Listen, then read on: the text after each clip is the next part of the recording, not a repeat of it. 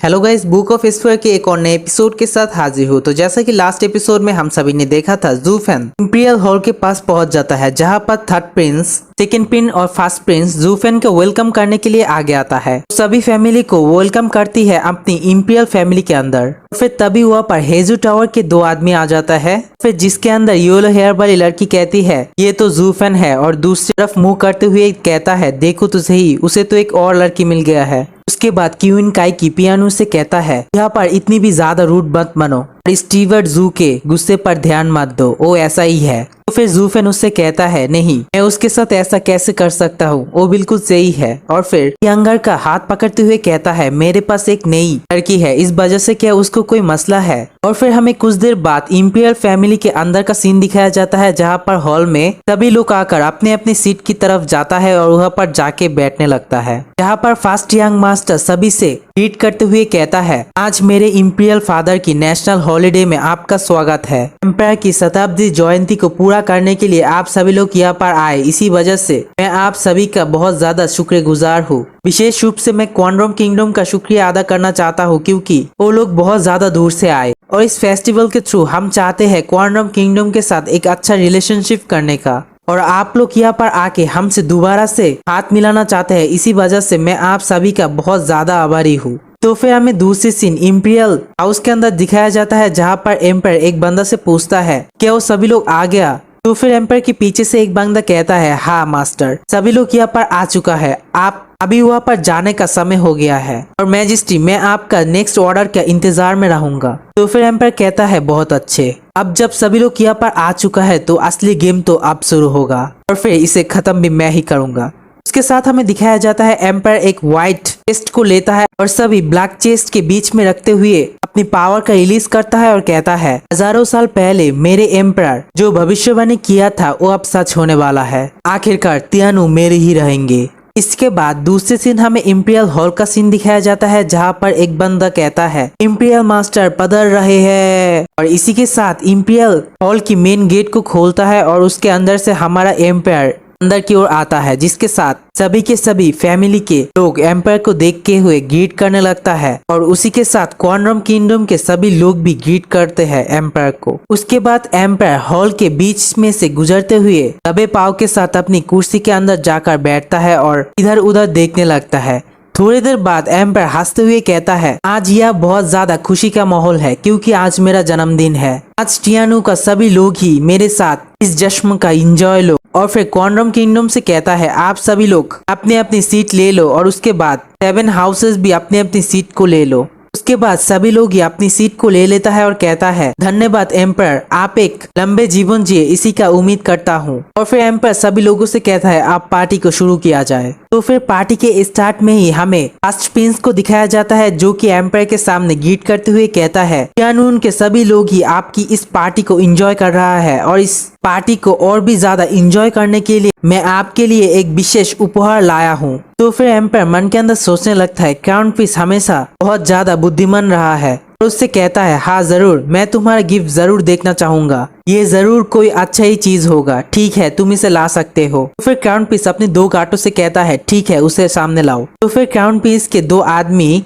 एक स्कूल को लेते हुए आगे आता है, और फिर क्राउन प्रिंस उस स्कूल को लेके खोल देता है। इसके अंदर शायद से टियानु का किसी जगह को नक्शा किया गया है, जिसे देख के लूफेन काफी ज्यादा शॉक्ड होते हुए कहता है ये डोंगशेन है, ये तो पश्चिमी भूमि का सबसे ज्यादा अच्छा ट्रेजर है जो कि इंसेस्टर से हुआ पड़ी है, ये तो हमारी नेशन के अंदर मास्टरशिप था ना। जिसे सुन के क्राउन प्रिंस कहता है हाँ बिल्कुल यंग मास्टर लू, आप बिल्कुल सही है, ये पश्चिम के जाति के विरासत में एक है जो कि इंसेस्टर से हुआ पड़ी था, और अब ये हमारे अंदर आ चुका है। तो फिर ये बात सुन के ज़ूफेन मन के अंदर सोचने लगता है उस पिक्चर के अंदर इतना बढ़िया क्या है, वो तो सिर्फ एक आम आर्ट लगता है। तो फिर क्राउन प्रिंस सभी लोगों से कहता है हर कोई जानता है, चाहे वो क्वांड्रम किंगडम के लोग हो या फिर तियानु के 7 फैमिली के अंदर, कि पश्चिमी भूमि एक छोटा सा गांव है जिसके अंदर ना ही तो कोई अच्छी कल्टीवेशन के रोग रहते हैं या फिर कोई अच्छी रिसोर्सेस है, लेकिन फिर भी 800 साल पहले युवा से एक बंदा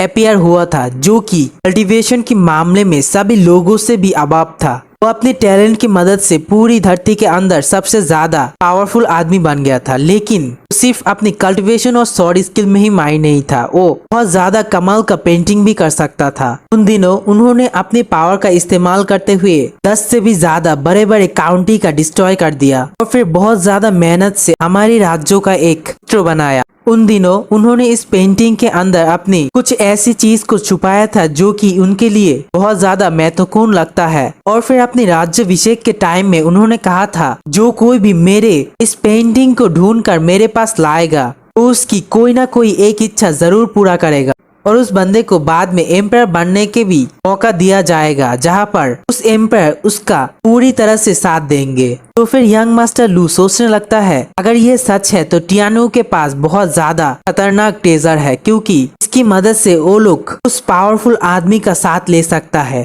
शायद से ये डीमन स्कीमिंग सेट होंगे, मुझे नहीं पता, मैं जस्ट ऐसे ही कह रहा हूँ। तो फिर ह्यूलियन चीज सोचने लगता है ये तो हमें मिलना चाहिए, कैसे भी करके मुझे टियानियो से ये वाला ट्रेजर हथियाना होगा। तो फिर मेरे मन के बाद जूफेन ही पूछ लेता है। जूफेन उस यंग मास्टर से कहता है, यंग मास्टर क्या आप बता सकते हैं वो बंदा डियान कियोंची अब कहाँ है? तो फिर फर्स्ट प्रिंस मन के अंदर सोचने लगता है सब कुछ सही ही जा रहा था, तू पता नहीं इस बंदे बीच में टांग अड़ा लिया।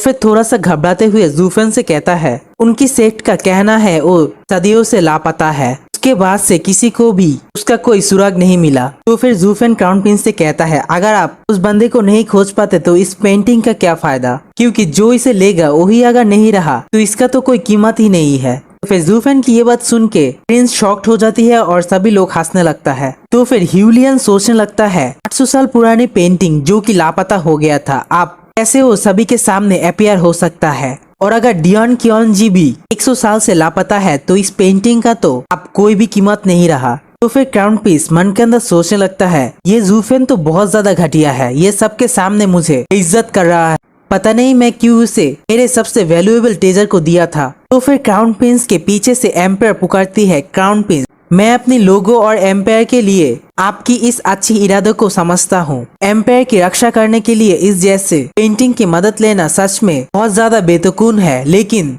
ये कलाकार का सबसे ज्यादा अच्छी प्रतिभा है जो कि पेंटिंग की मदद से सबके आगे लाया गया है। कलाकार का इस कला को देख के मैं आपकी इस गिफ्ट को एक्सेप्ट करता हूँ। तो फिर एम्पायर से ऐसी बात सुन के क्राउन प्रिंस बहुत ज्यादा खुश हो जाती है और कहता है बहुत ज्यादा धन्यवाद इम्पीरियल फादर। तो फिर क्राउन प्रिंस को धक्का देते हुए सेकंड प्रिंस वहाँ पर आ जाती है और एम्पायर से कहता है समुद्र की तरह उदार है आपका दिल, पहाड़ की तरह सख्त है आपका शासन, यही है हमारा इम्पीरियल फादर टियानियो के एम्परर। मेरा ये गिफ्ट आपकी लिए मेरी तरफ से मेरी ईमानदार और लॉयलिटी को पेश करता है। और ऐसा कहते ही अपनी रिंग से उस चीज बाहर निकलने लगता है। तो फिर वहाँ पर ग्रीन कलर के एनर्जी के साथ एक भाला अपियर होता है जो कि सेकेंड यंग मास्टर पकड़ते हुए कहता है ये हेवन पिचिंग क्लाउड आर्वर्ट एक 8 ग्रेड का वेपन है और इसके जैसे दुर्लभ चीज आप तक लाने के लिए मुझे बहुत ज्यादा मेहनत करना पड़ा। तो फिर सेकंड यंग मास्टर की इतना जोश देख के फर्स्ट प्रिंस भी उसकी तरफ देखने लगता है, लेकिन हमारा एम्पायर उसकी तरफ देख के एक अजीब सी शक्ल के साथ कहता है ये जैसा भी हो मुझे इस खिलौने से क्या लेना देना है मेरे बेटे। तो फिर सेकंड यंग मास्टर एम्पायर से कहता है बेशक ये मैं आपकी सिक्योरिटी के लिए लाया हूँ, आपने क्राउन प्रिंस का गिफ्ट एक्सेप्ट किया, क्या आप मेरे इस ट्रेजर को नहीं लेंगे? शाही पिता मेरे ये 8 लेवल की स्पिरिचुअल वेपन मेरे बड़े भाई की पेंटिंग से भी बहुत ज्यादा अच्छा है। तो फिर एम्पायर सेकंड यंग मास्टर से कहता है ठीक है आपकी इस ट्रेजर को एक्सेप्ट करता हूँ, लेकिन मैं इसका इस्तेमाल नहीं कर सकता हूँ, इसीलिए इसे मैं आपको ही दे देता हूँ और आशा करता हूँ इसकी मदद से टियानो के जितने भी दुश्मन है उसके दिलों के अंदर डर पैदा कर सकते हैं। तो फिर सेकंड यंग मास्टर एम्पायर से कहता है इम्पीरियल फादर ये तो मेरे गिफ्ट को ना एक्सेप्ट करने के बराबरी है, क्या ये मेरे बड़े भाई के गिफ्ट से भी ज्यादा अच्छा नहीं है?